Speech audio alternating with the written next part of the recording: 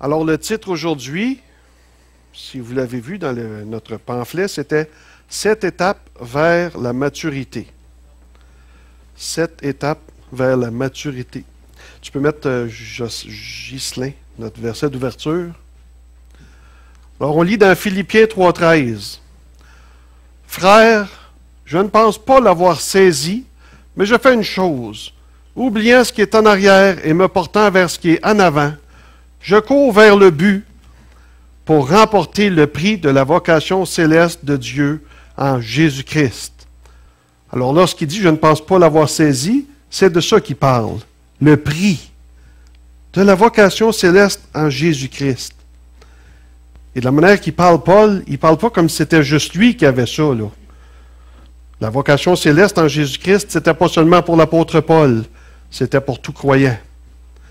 Et là, j'attire votre attention sur, je l'ai mis un petit peu en caractère un petit peu plus gras. Je fais une chose, oubliant ce qui est en arrière,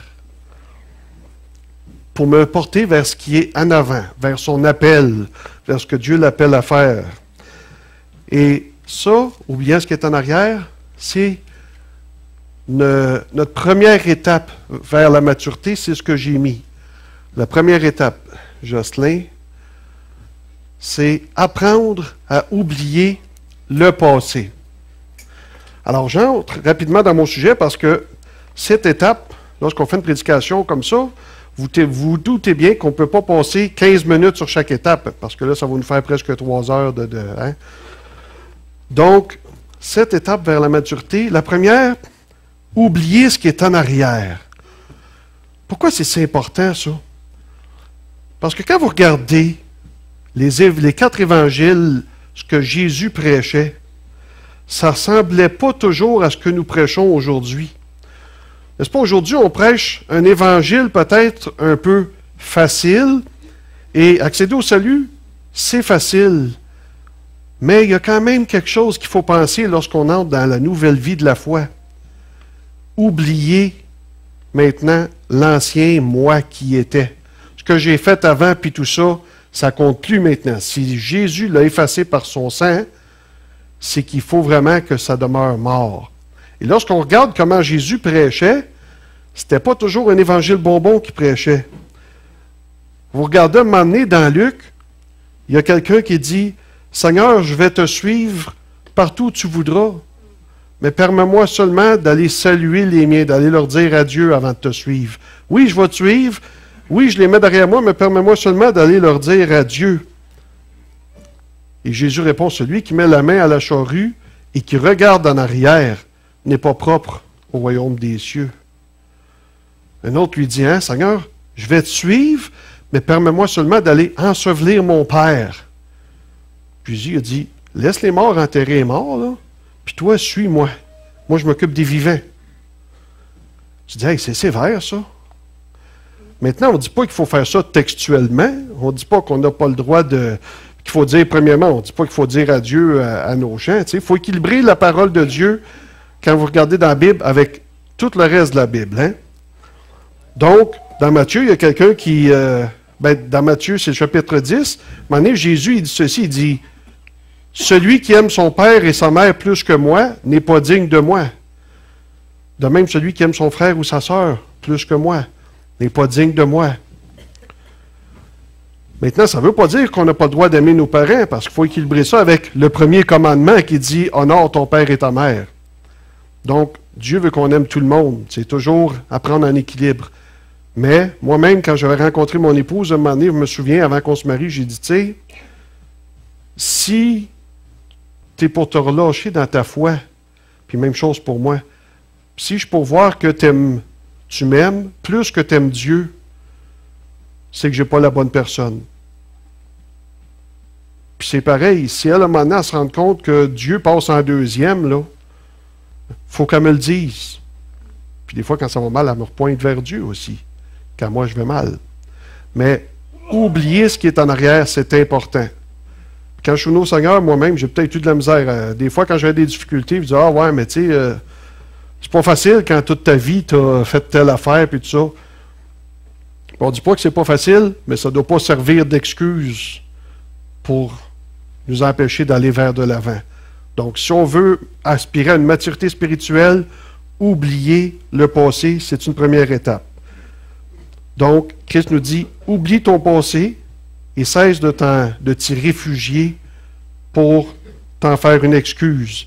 Si vous n'avez pas ce problème-là dans votre vie, bien c'est correct, on passe à l'autre étape. On en a 7, ils vont tous être plus ou moins reliés à un certain niveau. Deuxième étape, encore la base, vous me direz, apprendre à pardonner. Alors, il y a des étapes où je vais passer plus vite que d'autres. Alors, ici, apprendre à pardonner, on va regarder un verset, le prochain verset, Ghislain. Éphésiens 4, 32 nous dit, « Soyez bons les uns envers les autres, compatissants, vous pardonnant réciproquement, comme Dieu vous a pardonné en Christ. » Vous pardonnant comme vous avez été pardonnés, comme dans notre Père. Hein? Pardonnez-nous nos offenses, comme nous pardonnons aussi à ceux qui nous ont pardonnés. Et ça, souvent, c'est une base qu'on néglige, que la Bible met très claire. Oui, Jésus nous a pardonnés, mais ça doit toujours se faire sur une base réciproque, que c'est notre devoir aussi de pardonner. Parce que si on dit « Dieu m'a pardonné », mais moi, je ne pardonne pas si facilement aux autres, il arrive quoi? Eh bien, si vous avez votre Bible, tournez avec moi dans Matthieu 18. Alors, certains passages au projecteur et d'autres que on va aller voir ensemble. Pour ceux, du moins, qui aiment amener leur Bible. Ça nous est demandé, ça. Il y a des gens qui disent « Mais allez pas tout au projecteur, c'est important qu'on aille tourner dans notre Bible. » C'est vrai. Alors, pour ceux qui le veulent, on tourne dans notre Bible, Matthieu 18. Alors là, je vous résume le contexte, n'est-ce pas? C'est l'histoire de ce serviteur qui avait une dette envers son maître, et son maître décide, plutôt que de le jeter en prison, d'effacer sa dette. Et le serviteur, lui, qu'est-ce qu'il fait? En retour, il se retourne de bord, puis ils vont voir d'autres qui lui devaient de l'argent. Puis il dit, paye-moi tout de suite. Et puis s'ils disent, ben donne-moi un peu de temps, il est fait jeter en prison, lui. Lui à qui la dette a été effacée, ne veut pas effacer la dette que les autres ont envers lui. Alors, comment il réagit son maître? Matthieu 18, on lit au verset 32. Alors le maître fit appeler le serviteur et lui dit, « Méchant serviteur, je t'avais remis en entier ta dette parce que tu m'en avais supplié. Ne devais-tu pas aussi avoir pitié de ton compagnon comme j'ai eu pitié de toi? » Et son maître, irrité, le livra au bourreau jusqu'à ce qu'il ait payé tout ce qu'il devait. Jésus dit, « C'est ainsi que mon Père céleste vous traitera si chacun de vous ne pardonne pas à son frère de tout son cœur. » Alors c'est sérieux. Jésus nous dit ça, là. Le Père céleste, si vous ne savez pas pardonner, il va vous traiter aussi durement que ce maître qui a jeté son serviteur au bourreau. Dieu vous pardonne et une des conditions, c'est que vous pardonniez. Autrement dit, Jésus nous dit ça, là, ça s'appelle un incontournable. Pardonnez réciproquement les uns aux autres comme vous avez été pardonnés. Aussi, on a d'autres versets au projecteur, les suivants, qui nous confirment ça. Dans l'Ancien Testament, dans Isaïe, Dieu dit, c'est moi qui efface tes transgressions, pas parce que tu es plus fin que les autres en passant, hein? Pour l'amour de moi, parce que Dieu a décidé de le faire. Et je ne me souviendrai plus de tes péchés. Dans le Nouveau Testament, dans Hébreux 8, il dit, parce que je pardonnerai leur iniquité, et encore il confirme, et que je ne me souviendrai plus de leurs péchés. Je ne sais pas si vous avez l'Internet, vous allez voir sur notre site, le site de l'Église ici, dans la section capsule, il y a une petite capsule comme ça que j'ai fait. Ma femme participe hors caméra, et c'est la capsule où vous me voyez recevoir un gros gant de boxe dans le visage, là. Et ça s'appelle un pardon sans pénalité. Et c'est un peu ce dont on parle. On doit pardonner sans qu'il y ait un « mais ». Tu sais, des fois, on va dire « Ah, je te pardonne, mais... » Tu sais, j'y ai pardonné, mais je ne suis pas prêt de l'oublier. Ah, ben oui, c'est ça. Ben, lorsqu'un pardon, là, un pardon qui est suivi d'un mais, généralement, mais ce n'est pas un vrai pardon. C'est ça qui arrive. Lorsqu'on pardonne, ça doit être effacé. Donc, si Dieu, en nous pardonnant, dit qu'il a oublié figurativement notre passé, bien c'est pareil. Nous aussi, on doit oublier quand il s'agit de quelqu'un d'autre face à nous. Alors, pardonner quelqu'un, c'est aussi choisir d'oublier ce qu'il nous a fait. Et c'est essentiel. Essentiel pourquoi? C'est relié à la prochaine étape. Prochaine étape, apprendre à prier. Alors ça, aussitôt qu'on devient un peu dans la vie religieux, aussitôt qu'on s'approche de Dieu, peut-être qu'on ne connaît pas encore toute notre Bible. D'habitude, pour être sauvé, on doit connaître le minimum. Le minimum, c'est que Jésus est mort pour moi sur la croix. Là. Je ne connais pas toute la Bible, mais je sais ça, tu sais. Et puis après, on se doute qu'il faut commencer à faire comme on voit des églises. Là, on prie. Là, apprendre à prier, c'est quoi? Bien, pour bien plusieurs d'entre nous, c'était de se mettre à genoux, puis ainsi de suite. Tu sais, là. Mais apprendre à prier, c'est pas juste de se mettre à genoux. On sait qu'il s'agit aussi de parler à Dieu, mais c'est quoi la complexité d'apprendre à prier? Pas que c'est si complexe, mais il y a des choses essentielles. Et ils sont reliés avec l'étape précédente. Et c'est pour ça que celle-là, je l'ai mis à la suite, en numéro 3. Parce que si on n'a pas appris à pardonner, on peut dire, moi je suis quelqu'un qui prie plusieurs heures par jour et penser qu'on est un chrétien mature, mais si on n'a pas appris à pardonner, souvent nous prions pour rien. Parce que s'il y a des rancunes dans notre vie, des manques de pardon, des colères, la Bible dit que ça vient faire obstacle à nos prières. Si vous n'êtes pas pardonné, vous ne pouvez pas être pardonné. Et si Dieu ne peut pas vous pardonner, vous ne pouvez pas vous présenter devant Dieu. Et pourquoi? Je vais vous expliquer pourquoi. Parce que Dieu ne peut pas acquiescer votre offrande. Et de quelle offrande on parle? Bien, c'est ça qui est important de comprendre. Chaque fois qu'un croyant, qu'un chrétien se présente devant Dieu, c'est toujours sur la base d'une offrande qu'on lui a donnée, une offrande éternelle, une fois pour toutes, qu'on a reconnue au début de notre vie chrétienne, l'agneau de Dieu qui était Jésus-Christ. Toujours quand on se présente devant Dieu, c'est sous le sang de l'agneau. On se présente toujours devant Dieu avec une offrande. On prie au nom de Jésus qui a été tué pour nous. C'est ça notre offrande. Et si on ne se présente pas avec ça, Dieu ne peut pas nous entendre. On ne peut pas être justifié de se tenir dans sa présence. Alors, il faut comprendre quelque chose. Quand on se présente devant Dieu pour prier ou pour n'importe quoi, c'est avec l'offrande de Christ. Mais si on est dans le péché, prochain verset, Matthieu 5, 22, c'est Jésus qui parle. Il dit, « Mais moi, je vous dis que quiconque se met en colère contre son frère est passible de jugement, et que celui qui dira à son frère « Raka », une insulte, mérite d'être puni par le Sanhédrin, et que celui qui lui dira « Insensé », mérite d'être puni par le feu de la géhenne. Le mot géhenne, ça veut dire l'enfer. Tu es en chicane avec ton frère, là, tu mérites l'enfer. Jésus l'a dit. Verset suivant. Si donc tu te présentes ton offrande à l'autel, et ça c'est l'équivalent, parce que là il parle à des Juifs, c'est l'équivalent de si tu te présentes devant le trône de Dieu pour prier, puis ton offrande c'est Jésus, et que là tu te souviennes que ton frère a quelque chose contre toi, laisse ça là, laisse là ton offrande, et va d'abord te réconcilier avec ton frère, puis viens ensuite présenter ton offrande. Parce que si tu ne suis pas cette règle-là, et si tu sais qu'en réalité, tu as du manque de pardon dans le cœur et tu te présentes devant Dieu, tu n'as pas Jésus avec toi. Tu penses que oui, mais tu vas prier dans le vide. Tu ne seras peut-être pas foudroyé, comme dans l'Ancien Testament, sur place, mais ta prière court des bonnes chances de ne pas être acquiescée au trône de grâce. Alors, apprendre à prier et apprendre à pardonner, c'est relié. Parce que si je vous enseignerais ici, chacune de ces étapes-là, on pourrait faire une prédication. Mais si je vous enseignerais ici la prédication juste sur apprendre à prier et que j'oublierais l'importance du pardon, si vous aviez d'abord besoin d'apprendre à pardonner, tout le reste de l'étude, vous servirait de peu de choses.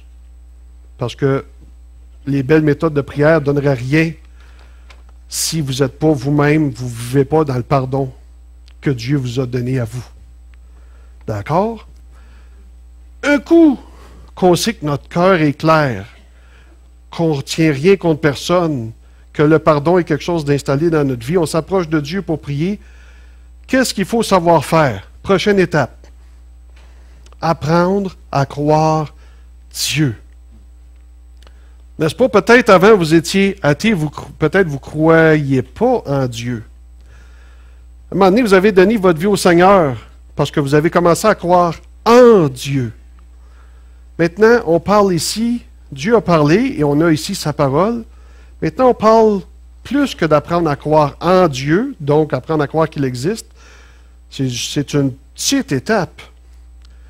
Hein, la Bible nous dit que même le diable, les démons croient en Dieu. Ce n'est pas forcément très utile en soi. Lorsqu'on veut que Dieu agisse dans notre vie, il faut apprendre à croire Dieu maintenant. Croire ce que Dieu dit dans sa parole. Parce qu'à un moment donné, il y a un épisode comme ça qui s'est passé dans le temps de Jésus. Elle est écrite dans 3 des 4 évangiles. Et lorsqu'un épisode est écrit dans 3 des 4 évangiles, là, ça veut dire qu'elle est importante. Je vais vous dire qu'en dehors de la crucifixion, il n'y a pas grand-chose qui est écrit dans les 4 évangiles. Mais cet épisode-là, elle est importante et c'est celle où les apôtres, qui avaient déjà chassé des démons, à qui Jésus avait donné le pouvoir de guérir les malades et de chasser les démons, ont tombé face à un démon récalcitrant, un homme qui avait des troubles démoniaques. Et là, le père, je crois, ou la mère de ce jeune-là, qui avait des troubles démoniaques, a été vers Jésus et a dit, « Mon jeune, il est pris comme ça, il est jeté par terre par un démon, tout ça, et tes disciples n'ont pas réussi à le chasser, le démon, ils n'ont pas réussi à rien faire. » Et là, ça, Jésus a répondu, pas mal bête. Il parle, puis là, il ne parle pas au monsieur, puis il ne parle pas aux Juifs, il parle à ses propres disciples. Il dit, « Race incrédule et perverse, jusqu'à quand vous supporterai-je? » Pourquoi? Parce que ça, il y a un principe qui est important. Qu'est-ce que ça fait lorsqu'on doute, lorsqu'on manque de foi? Ça fait ceci. Le prochain. Le doute insulte Dieu, car ne pas croire, c'est faire Dieu menteur. Et ça, ça insulte Dieu. Admettons que toi, tu veux me rendre un beau service, là, de quoi de fin, là? Tu dis, écoute, tiens, je sais pas, regarde, Claude, il disait là qu'il était reconnaissant parce que lorsque sa femme était un peu en convalescence suite à l'accouchement, il y a des gens qui ont été menés des plats à manger pour souper, des plats tout faits. Admettons quand vous me dites, Stéphane, ta femme est malade, vous n'êtes pas bien, vous avez des troubles de santé, là. Demain, on voudrait vous amener un beau souper tout fait, là, il vous resterait juste à le mettre au micro-ondes, pas le manger. C'est gentil de votre part, hein? Vous m'offrez ça, c'est gratuit, c'est de bonne foi. Mais moi, si je vous dis, ouais, mais là, mais qu'est-ce qui me dit que tu vas vraiment le faire? C'est-tu assez plate comme se faire répondre ça? Tu dis, que c'est, je t'offre ça, t'es-tu en train de dire que je suis un menteur? Tu sais? C'est insultant. Et c'est pour ça que Jacques, dans l'épître de Jacques, si vous avez vos Bibles, Jacques, il parle de ça et il traite ça très sévèrement. Jacques 1, dans le premier chapitre, Jacques 1, il nous dit au verset 5, il nous donne un exemple, il dit, « Si quelqu'un d'entre vous manque de sagesse, qu'il la demande à Dieu, qui donne à tous simplement et sans reproche, et elle lui sera donnée. Mais qu'il la demande avec foi, sans douter, car celui qui doute est semblable au flot de la mer, agité par le vent et poussé d'un côté et d'autre. Qu'un tel homme ne s'imagine pas qu'il recevra quelque chose du Seigneur. C'est un homme irrésolu, inconsistant dans toutes ses voies. » Hey, j'ai toujours trouvé ça raide un peu quand Jacques dit ça. Si tu demandes en doutant, là, tu fais dur. Hey, c'est dans la parole de Dieu. Tu es le genre de gars là, qui se fait tosser à gauche, à droite, là, puis qui n'a pas de colonne. C'est un peu ça que ça dit, là. Juste parce que tu demandes, mais tu doutes. Pourquoi? Bien, parce que c'est insultant. Quand tu doutes, quand tu ne crois pas, tu prétends que Dieu est menteur. Alors, apprendre à croire, si on veut avoir des prières efficaces, puis qu'on ne veut pas insulter Dieu quand on s'approche pour prier, il faut apprendre à croire. Il y aurait d'autres choses à dire sa prière. Peut-être que vous avez demandé n'était pas la volonté de Dieu, peut-être que vous avez demandé mal. Il peut y avoir d'autres raisons qui font que la prière ne donne pas le résultat que vous espériez. Mais ça, c'est moins insultant pour Dieu que c'est parce que carrément, vous venez demander de quoi sans croire à lui, sans croire qu'il l'a dit, alors que si c'est clair dans sa parole. Si vous ne savez pas pour d'autres raisons, c'est d'autres choses. Peut-être tout simplement, vous vouliez une certaine job, mais vous avez prié Dieu pour ce travail-là, mais Dieu avait d'autres choses pour vous. Vous avez juste demandé peut-être la mauvaise chose. Mais si vous avez demandé, puis que vous dites en vous-même, hein, bah, que Dieu ne me donnera pas, il ne me donne jamais des bonnes jobs, ou quelque chose comme ça, là, ça, c'est plus insultant pour Dieu. Alors, apprendre à croire. Prochaine étape, la 5e. Apprendre à louer et à adorer. Ça, c'est bien. Ça, c'est doux au cœur de Dieu, n'est-ce pas? Il dit que lui, Dieu, il réside dans la louange de son peuple. Alors ça, c'est important pour Dieu. Vous savez, la Bible nous enseigne tout au long du Nouveau Testament et dans l'ombrage qui est tout au long de l'Ancien Testament, que Dieu y habite un temple. Mais même dans l'Ancien Testament, lorsqu'ils bâtissent un temple, il laisse toujours voir qu'il ne parle pas d'un temple de pierre. Même s'ils font un temple en pierre dans l'Ancien Testament pour lui, là. Mais il laisse voir des fois que j'habite pas dans un temple de pierre. Et lorsqu'on tombe dans le Nouveau Testament, il nous donne la vraie chose qui était question tout au long de l'Ancien.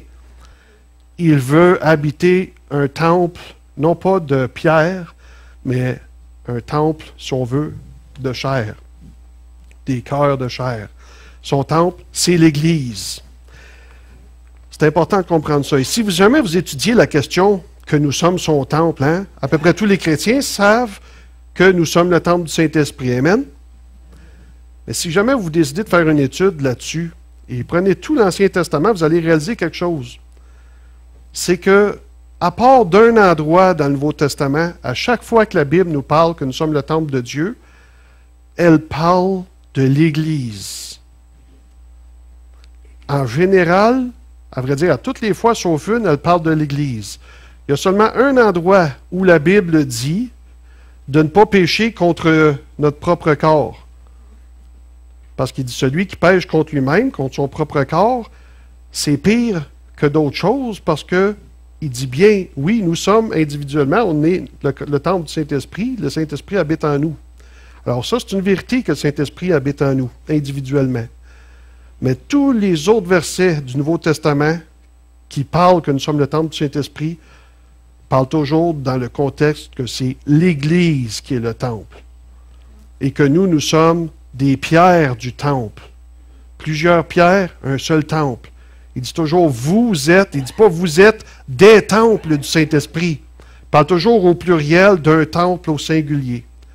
Alors vous pourrez retourner voir ça. Le temple du Saint-Esprit, c'est l'Église.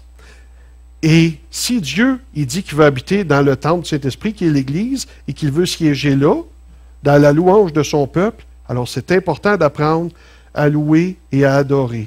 Et pourquoi j'ai précisé à louer et à adorer? C'est parce que c'est possible de louer sans avoir un cœur d'adorateur. Vous savez, c'est écrit dans l'Ancien Testament, « Ce peuple m'honore des lèvres, mais son cœur est éloigné de moi. » Alors, il veut plus que de la louange, il veut vraiment une adoration qui ne vient pas des lèvres seulement, mais qui descend, qui vient du fond du cœur. Le chanteur Michael Card, à un moment donné, il avait dit ceci, j'avais lu ça sur une entrevue sur Internet, et il disait, aujourd'hui aux États-Unis, on a plusieurs groupes de louanges. On n'en manque pas, mais il dit, on a un manque d'adorateurs. Hein, des fois, vous avez des gens qui sont plus des animateurs de louanges que des adorateurs. Alors, c'est important qu'on développe cette mentalité-là d'adorer Dieu. Et je voudrais spécifier quelque chose de plus.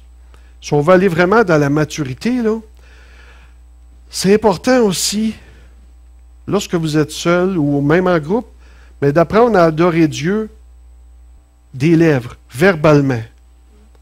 Ce que je veux dire par là, c'est qu'à un moment donné, chez des chrétiens plus jeunes, des fois, on ne sait pas quoi dire quand c'est le temps de prier, on ne sait pas trop quoi dire quand c'est le temps de parler. Tu sais, quand tu es un jeune chrétien, là, mettons, tu vas manger au restaurant avec d'autres chrétiens, puis on décide, on fait une prière avant le repas, puis on dit, on va demander à notre frère, il est nouveau, lui, s'il veut faire la prière, je ne sais jamais bien quoi dire, moi, là. Tu sais, c'est gênant les premières fois qu'on prie devant d'autres chrétiens. Puis c'est pareil avec la louange. Tu es à l'église, tu vois tout le monde, hein, ils sont là, alléluia, alléluia. Tu ne sais pas trop quoi dire, toi, man. Alléluia, merci Jésus. Mais il y a des chrétiens qui ont plusieurs années dans le Seigneur, là, puis ont de la misère à dépasser. Ah, mais je loue dans ma tête. Moi, je fais ça dans ma tête. Vous savez, hein, pense dans ta tête, chante dans ta tête. Quand c'est le temps de louer Dieu, là, dans ta tête, c'est pas mal, là. Mais c'est parce que des fois, ça peut venir d'un certain blocage. Et ça, je vous le dis, j'ai déjà vu ça, moi, à un moment donné, où on était dans une cellule maison, on avait décidé qu'on louait le Seigneur. Puis il y avait une personne, elle était au milieu de nous autres, tu sais, on était en rond, puis à un moment donné, le Seigneur m'a montré, par discernement, un problème. Parce que moi, tout, ça m'arrive d'y aller à voix très basse ou juste silencieusement. Mais là, j'ai vu vraiment que cette personne-là n'était pas capable. Je savais que le cœur était à bonne place. Je savais qu'elle avait un blocage pas normal là, à ce niveau-là. Et lorsque je lui ai dit, j'ai dit, tu as quelque chose, tu sais, loue le Seigneur avec nous. C'est pas important que tu dises des grands mots, là, mais loue le Seigneur audiblement. Pour voir, j'avais quelque chose, j'ai de quoi dans la prière que je reçois. Vas-y, tu sais, on y va. On loue tous. Et on recommence. Et tu es au même point, puis dit, non, on y va là. Vas-y, loue le Seigneur avec nous autres. On se réessaye, pas capable. Quand j'ai commencé à dire, fais-le, il y avait un problème là, et carrément un problème spirituel, avec quelque chose qui l'empêchait de louer. Elle faisait des années qu'elle était comme ça, elle ne s'était jamais vraiment attaquée à ça, arrêtée à ça. Et là, elle essayait de louer le Seigneur, on louait nous autres pour pas qu'on n'était pas là à la regarder, ah oui, il loue, là. On louait tous. Mais là, elle était rendue pliée en deux, elle a dit, j'ai mal, je ne suis pas capable, ça me fait trop mal. Puis vraiment, il y a eu de quoi de démoniaque qui s'était manifesté cette fois-là. Elle avait un blocage à ce niveau-là. Alors, je vais simplement vous dire ceci. Apprendre à adorer Dieu verbalement, ça va vous aider à croître spirituellement, croyez-moi. Ça l'aide. Et puis, ça peut aussi aider dans la prière. Parce que des fois, il y a du monde qui dit, je ne sais pas quoi demander quand je prie, je ne sais pas comment prier. Les plus jeunes, des fois, font ça, je ne sais pas comment prier. Même chose, je ne sais pas comment louer Dieu, je ne sais pas quoi dire. Alléluia, merci Seigneur, merci Jésus, alléluia. Tu sais, bon. C'est simple, louer Dieu, si vous ne savez pas quoi dire, dis qu'est-ce qu'il sait déjà, c'est pas grave, lui. Dis qui il est. Seigneur, tu es saint. Tu es notre Dieu. Tu es le créateur de l'univers. Donnez-lui sa juste part. Il l'est. Il a le droit qu'on lui dise qu'il l'est. C'est toi le meilleur. Hein? Quand vous avez déjà dit ça à quelqu'un, c'est toi le meilleur. Seigneur, c'est toi le meilleur. Je ne suis pas gêné de te le dire. Tu es le roi des rois, le Seigneur des seigneurs. Rappelez-lui qui il est. Et là, si ça vous vient de prier, gênez-vous pas, mêlez la louange et l'adoration et ça peut aider à prier. Si je sais qu'un tel est malade, un tel est en manque financièrement, tout ça, Seigneur, tu es celui qui pourvoit nos besoins, Seigneur. Seigneur, tu es celui qui va pourvoir aux besoins de Roger, qui a de la misère financièrement. Tu es celui qui va trouver une job pour André. Tu es celui qui guérit Hélène, Seigneur, dans sa maladie. Merci, Seigneur, tu es le grand guérisseur. Et tu loues et tu prends en même temps, et ça vient que ça se fait tout seul à ce moment-là. Ça, c'est tellement facile, là, ça en est plaisant. Plus de fardeau, je ne sais plus trop quoi dire, ça y va tout seul, ça. Alors oui, c'est beau de dire, ben, quand tu pries, là, va prier dans ta chambre, ferme la porte derrière toi, tout ça. Oui, un coup que tu es dans ta chambre, tu peux louer Dieu verbalement. Tu n'es pas obligé de crier comme on fait des fois ici, là. Mais tu peux apprendre à adorer verbalement et ça l'aide à croître spirituellement. Étape 6. Apprendre à donner. Oh boy! Ça, c'est dur, hein? Parce que oui, ça revient à parler d'argent. Oh! Avec ça, il y a du monde qui m'ont dit, moi, Stéphane, là, quand tu parles d'argent à l'Église, là, je me lèverais puis je sortirais direct là, moi, tellement que ça m'insulte. Je suis content, il y en a qui sont interjectés puis disent, ah oui, moi, c'est le contraire, moi. J'aime ça puis je voudrais qu'il en parle plus. Une des raisons pourquoi ça me gêne moins de parler d'argent, c'est que moi, comme vous savez, je ne suis pas payé. Je n'ai pas une scène de l'Église. Hein? J'ai un travail, puis je travaille comme tout le monde. Donc, personne ne peut dire, le gars, il pense à sa poche, puis il fait ça pour son portefeuille. Non, moi, je n'ai pas une scène de l'Église. Alors, ça ne me gêne pas de parler d'argent. J'en donne, j'en reçois pas. Mais c'est pas pour moi que je veux vous en parler, là. C'est pour vous autres. C'est pas pour Dieu. Dieu n'a pas besoin de votre argent. Mais là, je parle d'apprendre à donner parce qu'on oublie que si on est sauvé, c'est d'abord parce que Dieu y a donné. Hein? Il a donné plus que de l'argent. Il a donné son Fils. Il nous a donné toute la création et toutes les richesses que renferme la création. Et on pourrait dire, oui, mais ça n'a rien coûté, ça, à Dieu. Il l'a créé à partir de rien. Il faut bien se comprendre. Il l'a créé à partir de sa parole, qui est son Fils. Et qui dit qu'il soutient toute chose par sa parole, qui est son Fils. Et qu'est-ce qu'il nous a donné pour nous sauver? Sa parole. Il a donné son Fils, afin que quiconque croit ne meure point, mais ait la vie éternelle. Pour créer toute la création, la terre et tout, ça lui a coûté son Fils. Alors oui, l'arbre qui vous donne des pommes, puis l'oiseau qui vous donne un beau champ, ça a coûté à Dieu. Ça a coûté cher. Apprendre à donner, c'est apprendre à être à l'image de notre Père. Ça fait partie de la maturité spirituelle. Et là, je vais vous révéler un secret spirituel que vous avez peut-être jamais entendu dit comme ça. Je vous le dis là, et c'est une vérité. Je vais vous révéler un secret spirituel par rapport au fait de donner. Êtes-vous prêts? C'est vrai. Si plusieurs croyants ne donnent pas comme ils devraient, c'est pas à cause d'un problème d'argent.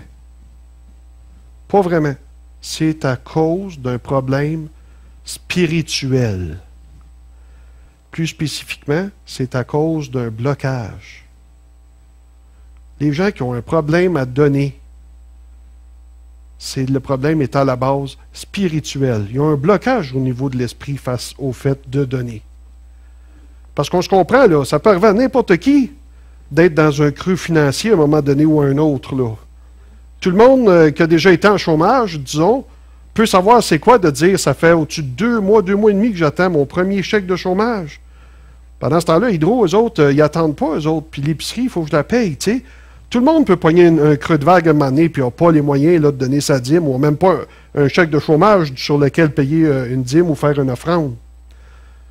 Mais là, ici, je parle, on se comprend bien, hein, que on ne peut pas être dans un creux financier toute l'année et toute l'année suivante et encore l'année d'après. Là, il y a quelque chose qui ne marche pas. Là. Alors, on parle de ceux que, de façon générale, et je n'ai même pas parlé de pourcentage, j'ai dit ne donne pas comme ils devraient donner. Et ces gens-là, j'ai une autre capsule comme ça qui parle de ça, hein? La dîme dans le Nouveau Testament. Et quand j'ai mis ça sur l'Internet, sur le Top Chrétien, j'ai eu des réponses. Parce que les gens me disent « Ouais, mais on n'est plus sous la loi de Moïse, t'as pas compris, toi, puis tu sais. » Puis je lui ai dit « Non, non, on n'est plus sous la loi de Moïse. Oh, » Puis je l'explique dans la capsule, pourtant. J'ai dit « La loi de Moïse exigeait de donner 10%. On n'est plus sous la loi de Moïse, mais j'explique aussi que la dîme, elle ne vient pas de la loi de Moïse, elle vient d'Abraham. Puis il n'était pas sous la loi de Moïse, Abraham. C'est le père de la foi, et c'est par la foi qu'il a donné 10%. Et que si nous sommes des enfants de foi, ça devrait être juste naturel de suivre l'exemple d'Abraham. Mais les réponses que les gens me donnent maintenant, c'est ça que je vais vous expliquer.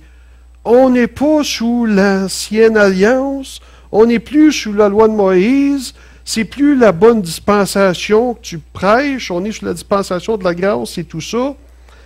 Et toutes les excuses qui sont données comme ça, c'est comme, à quelque part, c'est-tu parce qu'ils sont bien spirituels ou c'est parce que ça fait leur affaire?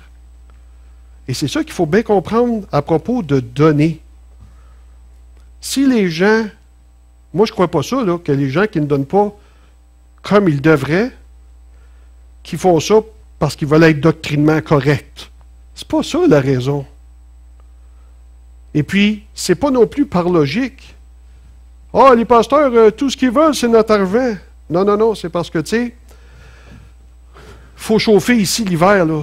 C'est pour ça qu'on a enlevé nos manteaux en rentrant. Ça coûte quelque chose, par exemple. Ouais, mais dans le Nouveau Testament, là, dans le temps des actes, là, il n'achalait pas le monde avec ça. Il donnait comme... ben là, on peut y retourner si tu veux. Ça dit qu'il vendait tout ce qu'il y avait, puis il mettait ça en commun. L'autre affaire, je vous rappellerai qu'il faut vivre dans le contexte. Dans ce temps-là, l'Église était cachée. Ils ne pouvaient pas louer une bâtisse ouvertement comme ça. Alors, ils faisaient l'Église dans les maisons. Ils pouvaient s'empiler 50 dans un salon. Alors, si vous voulez qu'on n'ait plus besoin de sous, on peut retourner faire ça chez vous dimanche prochain. Hein? Je ne dis pas qu'on va rester pour le ménage, là, mais vous comprenez-vous? Comprenez-vous que c'est juste logique que si ça fait notre bonheur de se réunir ensemble ici, c'est juste logique que si on donne juste 2-3 piastres chaque, comme on faisait dans le temps de la petite église quand on était petit, là, faites le calcul, il va falloir qu'on s'en aille d'ici. C'est juste logique. Si vous voulez aller dans une église où tout le monde donne le petit peu comme vous donnez, vous pouvez faire ça. Vous allez vous rendre compte rapidement que vous ne pourrez pas louer de local. Vous n'aurez pas assez de sous pour avoir un ouvrier ou quoi que ce soit, ou même pas pour quelqu'un qui va balayer une journée par semaine. Par logique. La logique est là, mais il faut bien comprendre que c'est tout ça, c'est pas ça la vraie raison. Des oui, mais on peut tout en avoir. Mais c'est pas des raisons, ça. C'est des excuses. Et c'est pas pareil. Les gens qui ne donnent pas, on ne se comptera pas de peur. C'est pas parce qu'ils manquent d'argent 12 mois par année, année après année, et ainsi de suite. C'est pas parce qu'ils sont plus sous la loi. Ça fait rien que l'affaire d'avoir une excuse. C'est pas à cause du Nouveau Testament. C'est pas parce qu'on est sur la grâce. Et c'est certainement pas parce qu'ils sont rendus tellement matures. Plus matures que ceux qui payent le dîme. C'est pas ça en réalité. C'est un blocage que les gens ont face à l'argent. Et si vous rencontrez quelqu'un qui n'est pas gêné de vous dire qu'il paye sa dîme, ça fait des années, là, il ne s'en vante pas, c'est juste naturel, cette personne-là, là, il y a quelque chose, tu n'en as pas de blocage. Tu as eu au fil des années que tu payes ta dîme, tu traverses les mêmes creux de vague que tout le monde. Peut-être tu as été un mois, tu n'as pas pu la payer, tu t'es rattrapé après, puis ainsi de suite.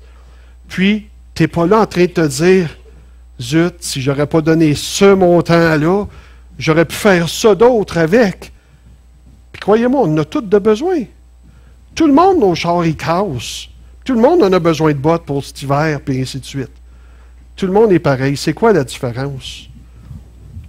Peut-être que vous êtes pauvre, mais je vous garantis, il y en a des aussi pauvres que vous, qui donnent. Et où la différence? Lui, il n'y a pas de blocage. Toi, tu as un blocage. Et je vais m'en tenir seulement, en terminant ça, ce blocage-là va être un obstacle à ta maturité spirituelle. Le blocage face au fait de donner. Alors, je vous dis ceci, vous avez un choix. Face à la 6e étape que je vous mets là, vous avez un choix. Apprendre à donner. Vous avez le choix pour vous. Donner peut être ou un obstacle à aller de l'avant, ou une étape, un tremplin pour grandir. Ou ça vous barre, ou ça vous pousse à l'avant, puis ça vous donne de l'élan. Puis je vous garantis, quand vous apprenez à donner non seulement ce que l'Église a de besoin pour continuer, mais en plus, sur le côté, quand vous voyez quelqu'un dans le besoin, un petit extra de plus, il y a vraiment quelque chose qui s'opère en dedans. Puis c'est l'amour de Dieu pour les autres. Les gens qui ont, je parle sans savoir c'était qui, là, qui a donné des repas pour notre frère et son épouse. Sa conjointe qui a marié. OK? Les gens qui ont donné pour son repas, ils avaient peut-être donné leur dîme, eux autres, là, cette semaine. Puis là, ils ont vu un besoin. Une dame qui venait d'accoucher, qui était fatiguée, qui n'était pas peut-être en grande forme, et ils ont donné de plus de leur poche un repas qu'ils ont préparé. Savez-vous ce que ça a fait pour eux autres? Ça a fait de l'amour pour ce couple-là, de l'amour pour cette femme-là, et ainsi de suite. Donner vous procure l'amour de Dieu pour les autres. Donner, c'est un tremplin pour grandir spirituellement. ou ça peut être carrément un blocage qui va vous empêcher de grandir spirituellement, et le choix est le vôtre. On passe au suivant, le dernier. Apprendre à témoigner la bonne nouvelle. Ça, je l'ai mis en dernier. Parce que ce n'est pas essentiel au salut, c'est pas, à moins de fouiller creux, là, c'est pas essentiel de témoigner aux autres pour avoir une réponse à nos prières. Moi, j'attends une réponse à mes prières sur la base que Jésus est mort pour ma guérison, Jésus est mort pour mes péchés, tout ça. Ma guérison dépend de ça. Mais elle ne dépend pas de mes œuvres, dans le sens qu'elle ne dépend pas de si j'ai donné de l'argent, elle ne dépend pas de si j'ai évangélisé. Mais là, on tombe dans les détails. Vous savez, c'est quoi qui fait la différence entre l'amateur et le professionnel, entre devenir meilleur? C'est les détails. Si vous essayez de devenir, mettons, un coureur de vitesse, là, au début, vous allez courir vraiment, là, votre timing sur un 100 mètres va être, je ne sais pas, là, combien de secondes, ce n'est pas du sport que je connais. Et très rapidement, vous allez très rapidement vous améliorer et couper plusieurs secondes, là. Mais à un moment donné, entre être bon puis faire partie des meilleurs, là, mettons les meilleurs au monde, là, comme Bruni Churin et compagnie, là, tu ne vas plus rechercher bien des secondes. Là, tu vas chercher des dixièmes, si ce n'est pas même des centaines de secondes. Pour être vraiment l'élite, ce que Paul appelle le prix de la perfection en Jésus-Christ, le prix de la vocation, ailleurs il parle de perfection, là, tu es rendu dans les détails. Mais si tu veux la vraie médaille, là, ces détails-là sont importants. Parce que dans l'Apocalypse, il parle à 7 églises, puis il dit, oui, tu as fait ci, tu as fait ça, c'est bon. Mais là, j'ai contre toi ça, là. Tu dis, ouais, mais Seigneur, tout le reste, c'était bon, là. Mais il y a encore de quoi? Oui, les détails. Quand tu es rendu bon, le Seigneur s'attaque aux détails. Au début, c'est facile. Tu viens au Seigneur, tu ne couches plus avec n'importe qui, c'est sûr. Tu arrêtes de sacrer, puis tu arrêtes de prendre de la drogue, c'est bien évident. Après ça, tu tombes dans des petits détails, là. À être un petit peu plus patient.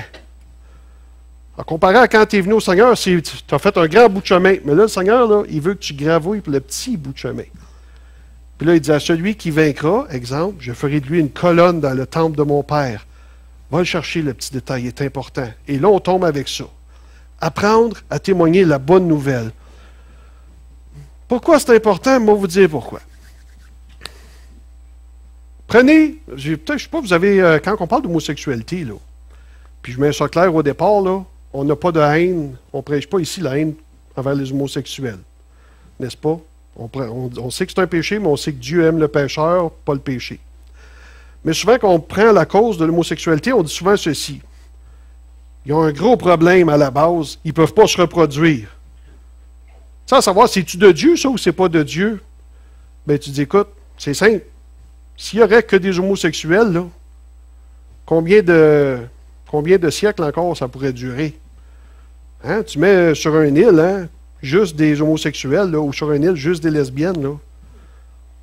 Ah, tu reviens dans 100 ans, c'est une île déserte. Et pourquoi? Parce qu'ils ne peuvent pas se reproduire. Bon, c'est drôle, hein? Mais maintenant, pensons à ça. Témoignez la bonne nouvelle. Si vous avez de la misère avec ça, vous ne le faites pas, vous ne voyez pas l'importance.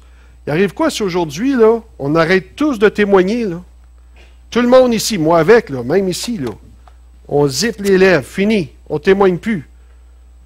Ni par écriture, ni verbalement. Bien, le plus jeune chrétien de la planète, mettons, là, à l'heure actuelle, là, mais que lui décède, c'est fini, il n'y a plus d'église. C'est-à-dire, mais qu'on soit mort de vieillesse, nous autres, là, il n'y a plus d'église. C'est pas long, ça, là. Je sais pas, là, hein, mettons, grosso modo, je fais une moyenne, là, dans une cinquantaine d'années, là, sur toute la planète, il n'y a plus d'église, c'est fini. Même ça fait 2000 ans qu'elle dure. Il faut témoigner. Vous ne seriez pas ici si personne n'aurait témoigné. Vous ne seriez même pas venu aujourd'hui, je n'aurais pas été en train de prêcher. Là. Il faut qu'on ouvre la bouche. C'est essentiel, ça. C'est une base de témoigner. Mais c'est encore une des raisons, les gens qui témoignent très peu, presque jamais, très souvent, c'est un blocage aussi. Moins grave que le reste, là.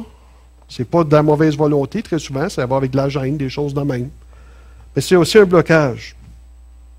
Alors, c'est important, ça. Et puis, l'histoire de dire, ben moi, je crois témoigner par mes actions, par mon exemple. Comment je vous le dirais? Non, l'exemple est là pour appuyer votre témoignage verbal. Mais si vous ne préférez que par votre exemple, tout ce que les gens vont voir, si vous êtes une bonne personne, ils vont mourir sans jamais avoir su que c'était grâce à Jésus que vous êtes une bonne personne. Prenez un exemple, je donne l'exemple, Mère Teresa. Un super bel exemple, ça. Connu mondialement, cette femme-là, pour son comportement et son exemple. Connue mondialement. Mais si on se fie sur elle, et que jamais elle ouvre les lèvres pour parler de Jésus, tout ce qu'on va faire, si on décide d'être comme elle, on va partir des orphelinats. Puis comme missionnaire, on va aller missionnaire, mais pas pour témoigner de Jésus. Pour partir des orphelinats d'Amérique du Sud, puis ainsi de suite. Puis ces enfants-là, on va les recueillir dans l'orphelinat, là, puis plus tard, mais qu'ils soient vieux puis qu'ils meurent, on va aller en enfer. L'exemple ne suffit pas pour amener les gens à Jésus. Il faut que les gens savent pourquoi vous êtes un bon exemple. C'est Jésus. C'est toi, mais je ne veux pas leur dire, moi, là qu'ils s'en vont en enfer, puis je ne veux pas être... Ben, c'est pour ça qu'ici, j'ai bien spécifié la bonne nouvelle. Des fois, on interprète mal ça, mais ce que la Bible nous appelle à parler, à prêcher dans le Nouveau Testament, c'est toujours la bonne nouvelle de l'Évangile, la bonne nouvelle du salut. Alors, ce qu'on veut dire aux gens, c'est pas d'arriver là et de dire, savais-tu, tu s'en vas en enfer? Non, c'est, savais-tu, quelqu'un t'aime, c'est lui qui t'a créé, puis il t'aime, puis il va être avec toi tous les jours de ta vie. C'est ça qu'on veut leur dire. Quelqu'un t'aime. Ensuite, il pourra entendre parler de choses, d'autres points qui sont dans la Bible. Moi, quand je suis venu au Seigneur, là, qu'on descendait tous d'Adam et Ève, je n'étais pas sûr que j'étais prêt à croire ça intellectuellement. Ou même l'arche de Noé, là. Il y a un déluge, là. De l'eau tout le tour de la terre, là. Puis des animaux dans un arche, puis hein.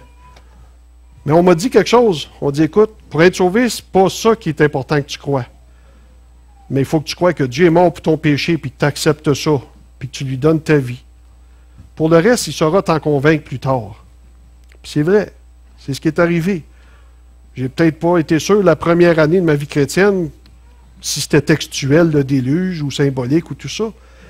Mais personne ne va au ciel à cause de l'arche de Noé, il va au ciel par le salut de Jésus-Christ. Et ça, c'est arrivé, c'est un fait historiquement prouvé, et c'est ça qui est important de savoir.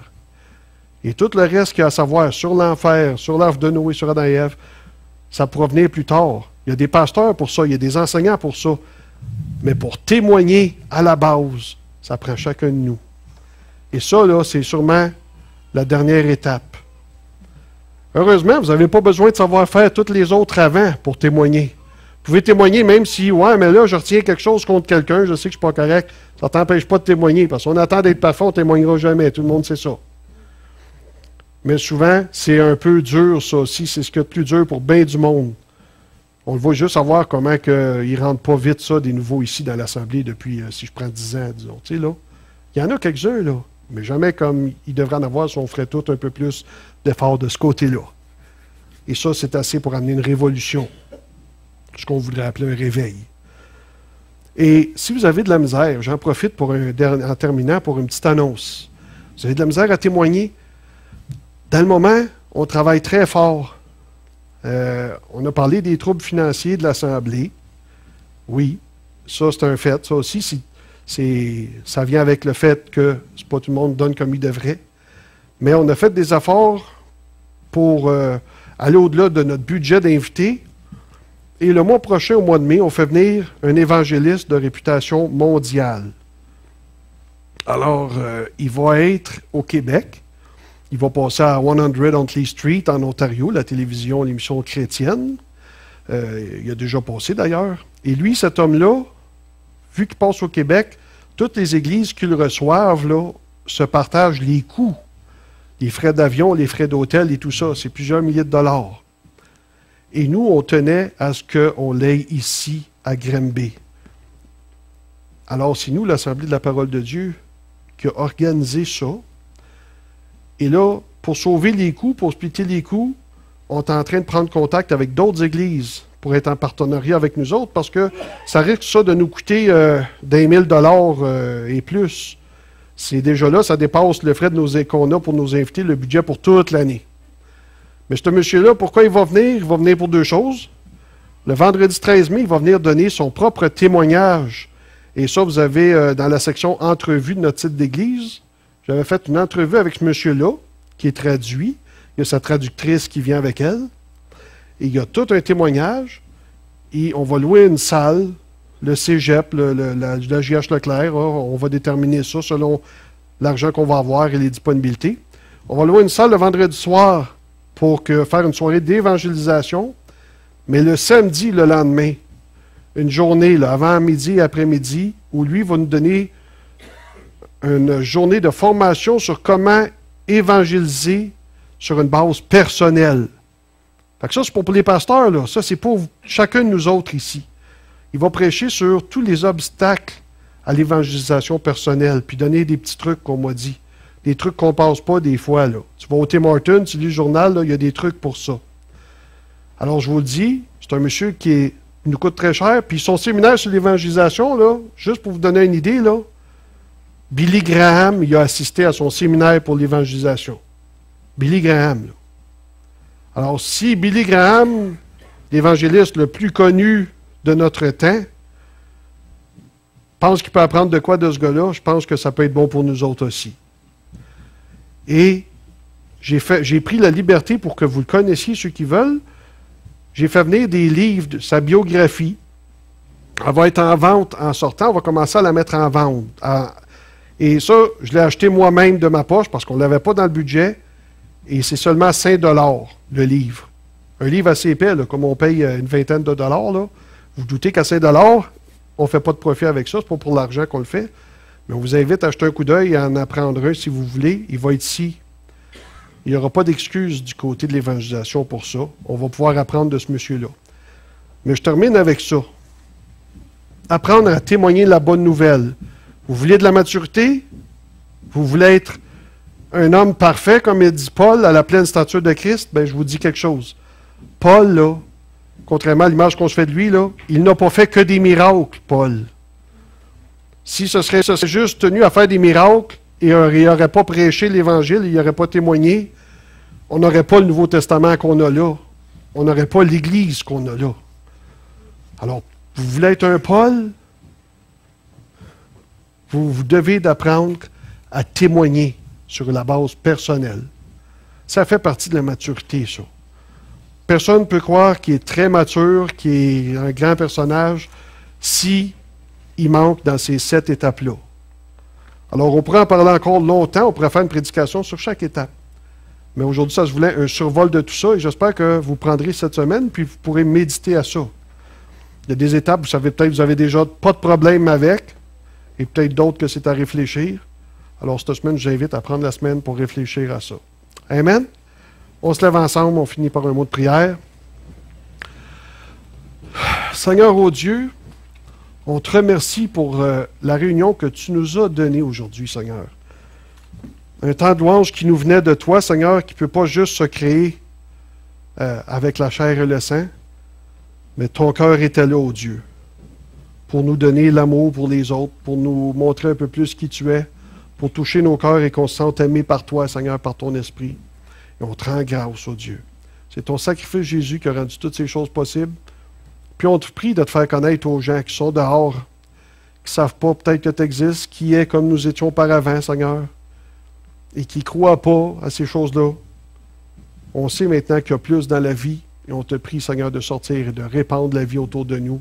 Utilise-nous, Seigneur, pour ça. Et aie miséricorde, Seigneur, sur notre ville, sur notre société. On te prie encore pour la ville de Granby, ô Dieu. Et on te remercie en toutes choses. Amène-nous à la pleine stature en toi, à la pleine stature de Christ. On prie au nom de Jésus. Amen.